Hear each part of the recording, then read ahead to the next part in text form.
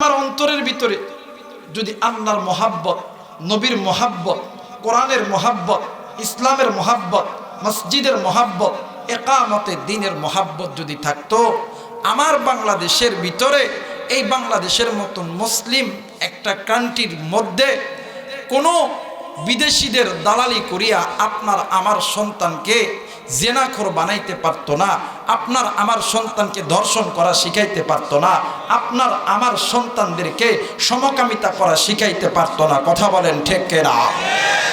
আমার মেয়েরা, অনেক যারা ফেসবুক ইন্টারনেট চালান তারা দেখেছেন, গত কয়েকদিন সেই আপনার ঢাকা ব্র্যাক ইউনিভার্সিটির এক শিক্ষক, নাম হচ্ছে আসিফ মোহাতাব। কি নাম? আসিফ মোহাতাব। সম্প্রতি বাংলাদেশে ক্লাস 7-এর একটা বইয়ের ভিতরে আপনার একটা পড়া দিয়েছে। এই বইটার নাম হচ্ছে সামাজিক বিজ্ঞান। কি বিজ্ঞান? জোরে বলেন, কোন বিজ্ঞান? সামাজিক বিজ্ঞান। এই বিজ্ঞান বইয়ের ভিতরে শরীফ শরীফার একটা ইতিহাস, যে ইতিহাস আপনাকে আপনার আমার সন্তানকে সমকামিতা করা শেখায়, যে ইতিহাস আপনার আমার সন্তানকে লূত আলাইহিস সালাতু ওয়াস সালামের কওম বানানো শেখায়, যেই শিক্ষার দ্বারা আপনার আমার সন্তানগুলো ধর্ষণ করা শিখে, যেই শিক্ষার দ্বারা আপনার আমার সন্তানগুলো সমকামিতা করা শিখে, যেই শিক্ষা করার দ্বারা আপনার আমার সন্তানদের চরিত্র নষ্ট হয়ে যায়, যেই শিক্ষার দ্বারা আপনার আমার সন্তানগুলো ইসলাম থেকে দূরে যাচ্ছে।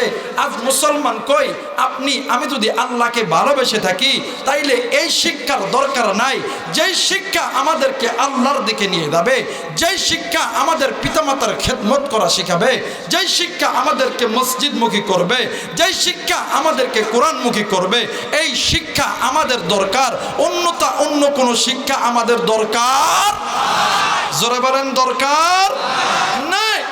আমার ভাইরা, আমার বন্ধুগণ, আজ থেকে অনেক বছর একটা আগের ঘটনা। আমেরিকার এক ইংলিশ মিডিয়াম স্কুলে, এই জায়গার ভিতরে একজন ইংলিশ টিচার ছাত্রদেরকে বলতেছিলেন, বাবা তুমি বড় হলে কি হবা? বাচ্চা মানুষ বলতেছে, স্যার আমি বড় হলে ডাক্তার হব, আমি ইঞ্জিনিয়ার হব, আমি পাইলট হব, আমি শিক্ষক হব, আমি বৈজ্ঞানিক হব। একেবারে লাস্ট, একদম লাস্ট মাথার ব্রেঞ্চে এক ভাই এক বোন বসে আছে। ওই ভাই আর বোনকে জিজ্ঞেস করছে, বাবা তোমরা তোমরা বড় হলে কি হবা? ভাই আর বোন ডাক দিয়া কই, আমরা বড় হলে সাহাবী হব। জোরে কোন সুবহানাল্লাহ। এই ইহুদি খ্রিস্টান মাস্টার বলতেছে, হোয়াট সাহাবী? সাহাবী কোন জিনিস? ওই স্যার আমি তো এটা জানি না, আমার মা বাপকে বলতে হবে। এই মাস্টার চলে গেছে ওই ছাত্র ছাত্রী বাড়িতে, যে বলতেছিলেন, ভাই আমি ক্লাসের মধ্যে জিজ্ঞেস করছি যে তোমরা বড় হলে কি হবা? একজন বলছে ডাক্তার হব, আর একজন বলছে ইঞ্জিনিয়ার হব, কিন্তু আপনার সন্তান বলছে সাহাবী হবে। সাহাবী কোন জিনিস? হট সাহাবী। মুসলিম পিতা ডাক দিয়ে কই, স্যার আমাদের মুসলমানদের ধর্মের নাম হইতেছে ইসলাম, আমাদের মুসলমানদের রবের নাম হইতেছে আল্লাহ, আমাদের নেতার নাম হইল নবী মুহাম্মদ রাসূলুল্লাহ। আর স্যার আমাদের ধর্মের ভিতরে আমার নবীর জীবন ব্যবস্থায় সাহাবায়ে কেরামরা যে কাজগুলো করছে, এইটার ভিতরে একটা কিতাব আছে হেকায়াতে সাহাবা। আমি প্রতিদিন 5 ওয়াক্ত নামাজের পরে আমার স্ত্রী, আমার সন্তান, আমার মা, আমার বাবা, আমার ভাই বোনদেরকে এই কিতাবটি পড়ে পড়ে সাহাবায়ে কেরামদের ওই নমুনাগুলি শুনে দিই। এই নমুনা শুনিয়া আমার সন্তানগুলি, আমার মেয়ে, আমার সন্তান সাহাবী হওয়ার ইচ্ছা পোষণ করছে। সাহাবী কোন জিনিস? আর সাহাবী তারা আর সাহাবী তারা কবির নজুম। যেমন ওই গভীর সমুদ্রের মধ্যে একজন নাবিক যেমন রাত্রিবেলা পথ ভুলে গেলে আকাশের তারকাকে লক্ষ্য করে করে নাবিক তার গন্তব্যে পৌঁছায়, একজন মুসলমান ওই সাহাবায়ে কেরামদের আদর্শকে ফলো না করলে ওই মুসলমান কোনোদিন তার গন্তব্যের মধ্যে পৌঁছতে পারবে না। কথা বলেন ঠিক কিনা? ওই দিন থেকে ইহুদি নাসার খ্রিস্টানের বাচ্চাগুলো তারা আমাদের শিক্ষা ব্যবস্থার মধ্যে হাত দিয়েছে। আমাদের শিক্ষা ব্যবস্থার মধ্যে ওমরের জীবনে থাকলে, আবু বকরের জীবনে থাকলে, উসমানের জীবনে থাকলে এই সন্তানগুলি ঈমানওয়ালা হয়ে যাবে, মুসলমানদের ঈমান ধ্বংস করা যাবে না। ওই দিন থেকে ওই শিক্ষা ব্যবস্থার ভিতরে আজ থেকে প্রায় 100 বছর আগের একটা ঘটনা, ওই আমেরিকার জমিনে শিক্ষা ব্যবস্থার ভিতরে এই শরীফার একটা ইতিহাস করছিল। ওই সময় আমেরিকার মানুষগুলো এটাকে হেসে উড়াই দিছিল।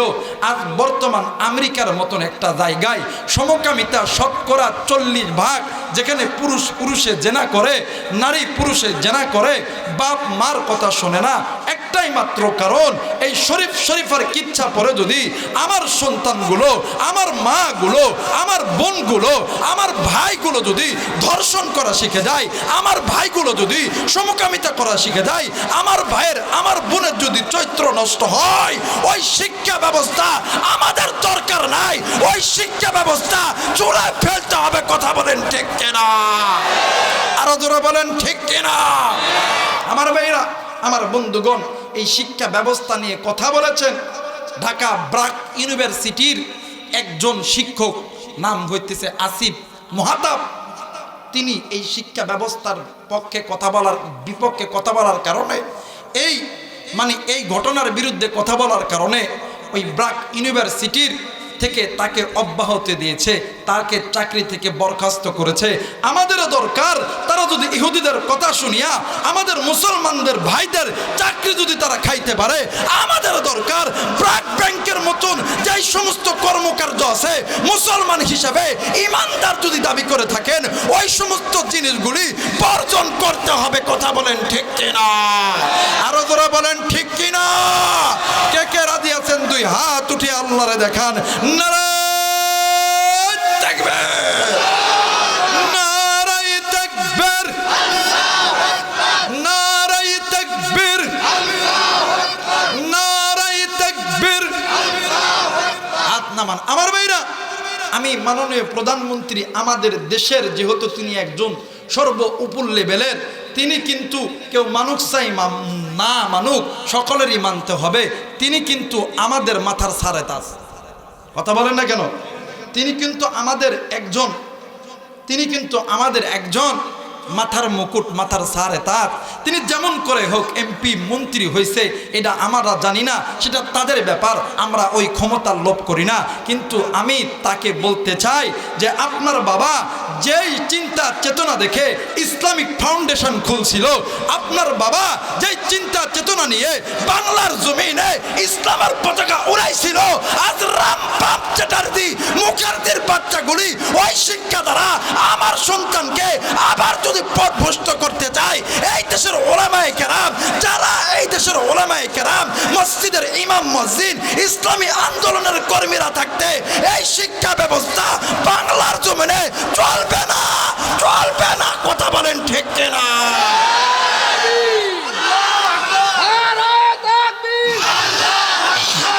বলেন তো দেখি আপনার আমার রবকে? 2 হাত উঁচু করে বলেন তো দেখি কে?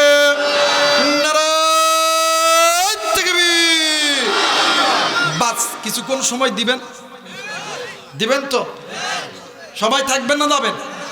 কে কে যাবেন? 2 হাত উঠান তো দেখি। সবাই থাকবেন? আল্লাহ কবুল করুক। জোরে বলেন আমিন।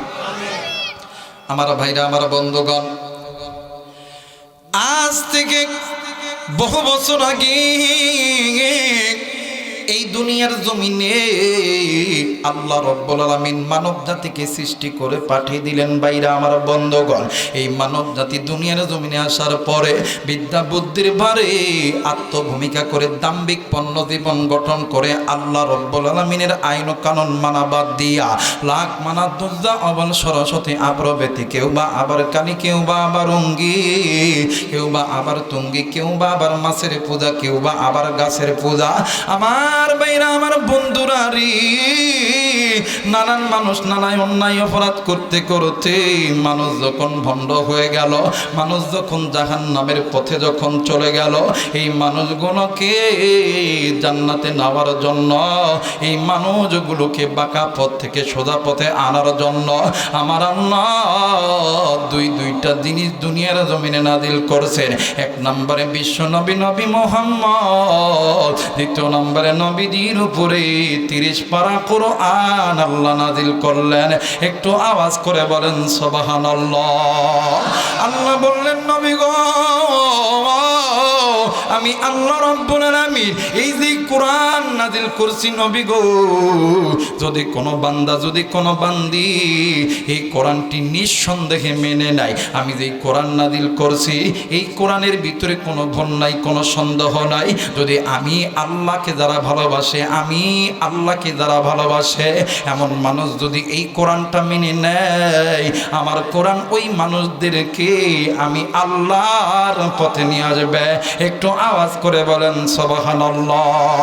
আমার আল্লাহ বলেন, আলিফ লাম মিম যালিকাল কিতাবু লা রাইবা ফীহি হুদাল লিল মুত্তাকিন। আল্লাহ বললেন, নবী গো,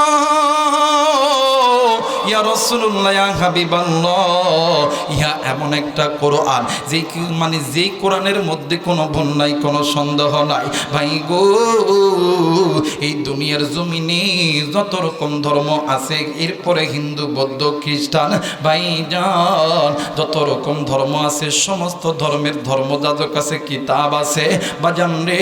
গীতা বলেন, মহাভারত বলেন, ত্রিপিটক বলেন, বাইবেল বলেন, পুরাণ বলেন, মন্দা বিদ্যা মন মন সংকৃত তৌরিত জবর, এরপরে আল্লাহর আল কোরআন। রে বন্ধু, কোরআন ব্যতীত এমন কোন কিতাব নাই যে কিতাবের মধ্যে কোনো ভুল নাই, কোনো সন্দেহ নাই বাজান রে। কোনো ধর্মযাজক, কোনো পুরোহিত, কোনো পণ্ডিত বলতে পারবে না তাদের কিতাবের ভিতরে ভুল নাই। কিন্তু আমি আবু রাইহান বলবো, আমাদের আল্লাহ, আমার আল্লাহ আমাদের উপরে যে কোরআন নাজিল করছে, এই কোরআনের মধ্যে কোনো ভুল নাই, কোনো সন্দেহ নাই, আমার আল্লাহ জানায় দিছে। একটু আওয়াজ করে বলেন সুবহানাল্লাহ। মুসলমান বন্ধু,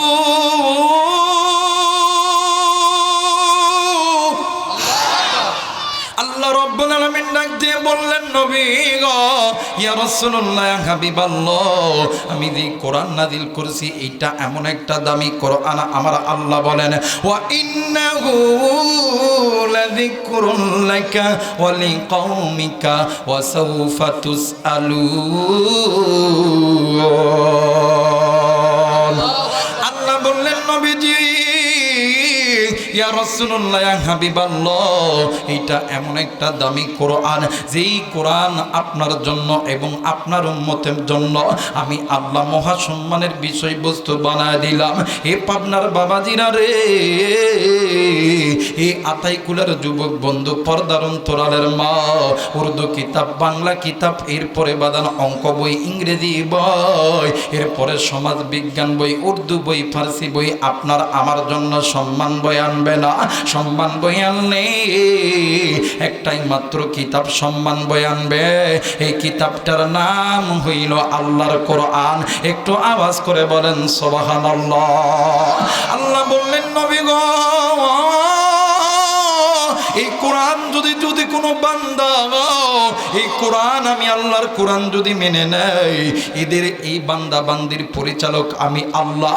আর যারা আমি আল্লাহর কোরআন মানবে না, যারা আমি আল্লাহর কোরআনুল কারীমের কাছ থেকে মুখটা ফিরায় নিল, আমি আল্লাহ রব্বুল আলামিন বলে দিলাম, আমার আল্লাহ বলেন, ওয়া মাইয়াশু আন যিকরির রহমানি নুকাইদ লাহু শাইতানান ফাহুয়া লাহু করিন। আল্লাহ বললেন, নবী গো, আমি আল্লাহ রাব্বুল আলামিন এই জিকির নামক যে কোরআন নাযিল করলাম, এই কোরআনুল কারীমের কাছ থেকে যদি কোনো বান্দা, যদি কোনো বান্দি মুখটা ফিরে নেয়, এই বান্দা বান্দির পরিচালক আমি আল্লাহ নই, এদের পরিচালক হইতেছে ইবলিস শয়তান। এই রতনপুরের মাগো, এই কলিদার টুকরা যুবক ভাইয়া, মুরব্বী বাবা, এখনো কোন যুবক, কোন মা, কোন বোন, কোন বাবা আপনি এদিক সেদিক ঘোরাফেরা করতেছেন? এখনো কারা বাড়িতে ল্যাপের ভিতরে ঘুমাইতেছেন? ও বাজান, আজকে আপনি কেন আল্লাহর কোরআন থেকে মুখটা ফিরাইলেন? কেন আপনি আল্লাহর কোরআন থেকে মুখটা ফিরিয়ে নিয়ে বাড়িতে গেলেন?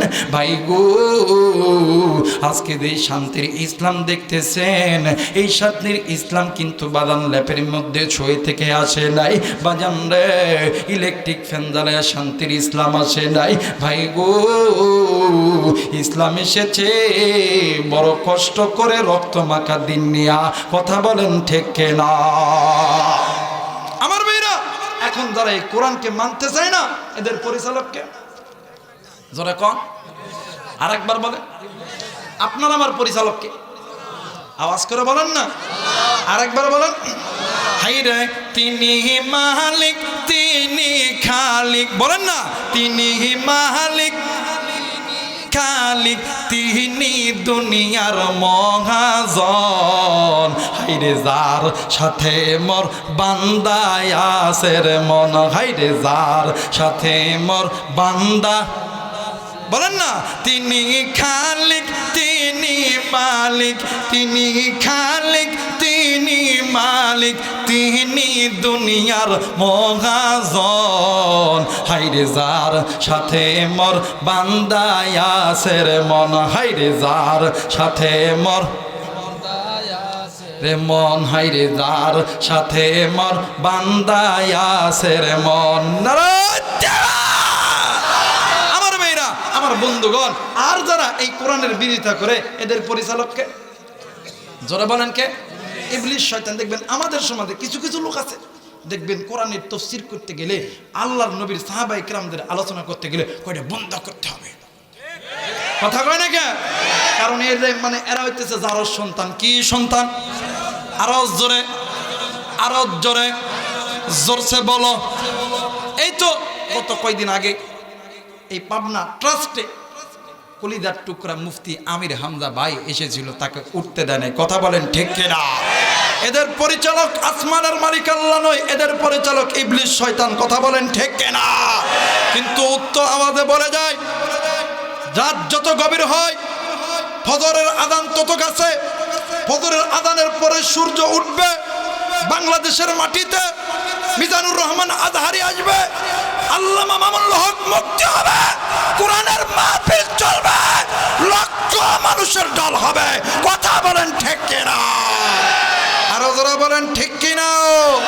আমার ভাইরা, আমার বন্ধুগণ, তাইলে বোঝা গেল কি, যাদের পরিচালক আল্লাহ এরা কোরআনকে মানে, যাদের পরিচালক আল্লাহ নয় এরা কাকে মানে? যারা বলেন কাকে? আমার ভাইরা, আমার আল্লাহ বলেন, ইন্নামাল মুমিনুনা আল্লাযীনা আমানু বিল্লাহি ওয়া রাসূলিহি সুম্মা লাম ইয়ারতাবু।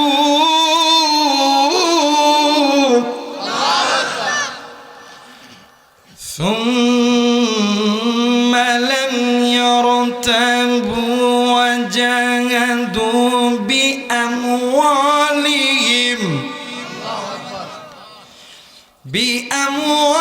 بأموالهم وأنفسهم في سبيل الله أولئك هم الصادقون। আল্লাহ বলেন, পৃথিবীর শুনে নাও, এই যে যারা আমি আল্লাহর কোরআন মানে ওই বান্দা বান্দি তোমরা শুনে নাও, আমি আল্লাহ বলে দিলাম যারা আমি আল্লাহ এবং আমার নবীকে বেশি ভালোবাসো, সুম্মা লাম ইয়ারতাবু, কোনো সন্দেহ করো না, ও জাহাদু, জিহাদ করো বি আমওয়ালিহিম ওয়া আনফুসিহিম ফি সাবিলিল্লাহ, নিজের জান মাল দ্বারা আমি আল্লাহ রাস্তায়, আমি আল্লাহ বলে দিলাম ওই বান্দা ওই বান্দি উলাইকা হুমুস সাদিকুন, এরা ঈমানের দাবিতে সত্যবাদী। কথা বলেন ঠিক কিনা? বসে বসে বসে, আল্লাহ কবুল করবে, বলো না আমি আরেকবার বলে না।